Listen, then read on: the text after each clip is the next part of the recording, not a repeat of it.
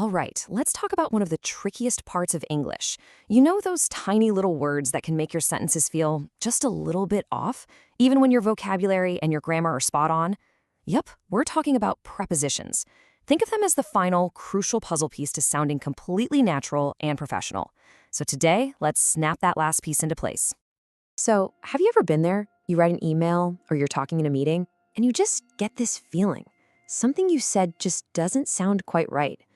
I promise you are not alone. So often the culprit is one of these tiny, sneaky words, a preposition. It's a super common hurdle, for sure, but it's one we are absolutely going to clear today. Okay, take a look at this sentence. The meeting is in Friday on 3 p.m. Now, you totally get what that means, right? The message is clear, but for a native speaker, it's like a little alarm bell goes off. It doesn't sound right. This is exactly the kind of super common mistake we are going to fix once and for all. All right, so let's dive in. We're going to start with probably the most common area of confusion for everybody, prepositions for time and dates. But here's the good news, and it's really good news. There's a super simple set of rules that will fix like a huge chunk of these errors right away. Okay, you ready? Here is the simple rule that clears up so much of this mess. Just remember this. Use on for specific days and dates. Think on Monday, on May 5th. Easy enough. Use at for specific times, at 3 p.m., at noon. And finally, use in for those bigger, non-specific chunks of time, like in August, in 2025, or in the winter. On, at, in. That's it. So let's go back to our original sentence and apply this rule. We had in Friday. Well, Friday is a specific day, so that needs on. And we had on 3 p.m. 3 p.m. is a specific time, so that needs at. So the correct sentence is, the meeting is on Friday at 3 p.m. See? It sounds so much better, doesn't it? Okay, let's try one more, just to really lock this in.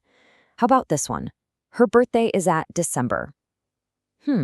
Well, December is a month, right? That's a longer, non-specific period of time, so the right preposition is in.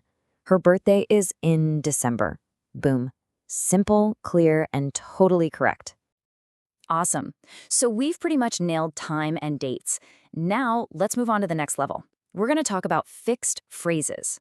Now, this is where things get a little tricky, because sometimes there isn't a neat little rule. The preposition is just part of an expression you kind of have to know. But trust me, mastering these is the real key to sounding truly fluent.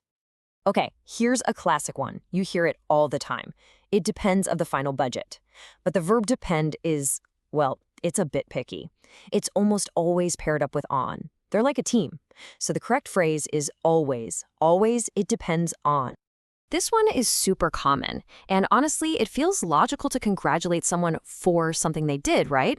But in standard English, the fixed phrase is with on. So just remember to say, congratulations on your promotion, or congratulations on the new baby. Here's another one of those fixed idioms.